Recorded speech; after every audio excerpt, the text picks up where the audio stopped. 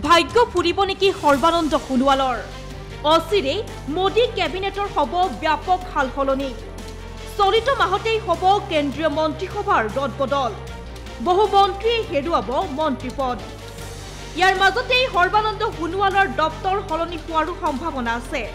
যাকে লৈ এতিয়া মন্ত্ৰালয়ত ব্যাপক উৎকণ্ঠা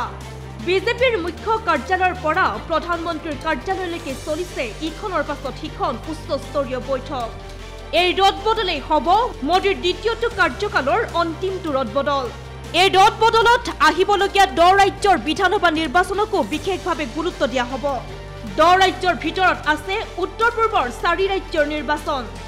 যাৰ বাবে এবাৰ সৰ্বানন্দ সোণোৱালে অধিক গুৰুত্ব লাভ কৰাৰ সম্ভাৱনা আছে বৰ্তমানৰ জাহাজ বন্দৰ জলপথ তথা আয়ুষ দপ্তৰৰ মন্ত্ৰী সৰ্বানন্দ সোণোৱালৰ দপ্তৰক লৈ চলিছে ব্যাপক চৰ্চা এই ৰদবদলতে সৰ্বানন্দ সোণোৱালে অতিৰিক্ত দায়িত্ব লাভৰ সম্ভাৱনা এতিয়া প্ৰকট হৈ পৰিছে বিজেপিৰ বিশ্বস্ত সূত্ৰ অনুসৰি 16 অথবা 17 জানুৱাৰীত হ'ব এই ৰদবদল অৰ্থাৎ মাঘৰ বিহুৰ সময়ছোৱাতে হয়তো কপাল ফুলিব সৰ্বানন্দ সোণোৱালৰ শেহতীয়াভাৱে প্ৰধানমন্ত্ৰী নৰেন্দ্ৰ মোদীৰ গোটবুকত ঠাই লাভ কৰিছে সৰ্বানন্দ সোণোৱালে তাৰ লগতে আৰএছএছৰ সৈতেও সৰ্বানন্দ সোণোৱালৰ সম্পৰ্ক খুবেই ভাল সোণোৱাল বিজেপিৰ দুখনকৈ গুৰুত্বপূৰ্ণ সমিতিৰ সদস্য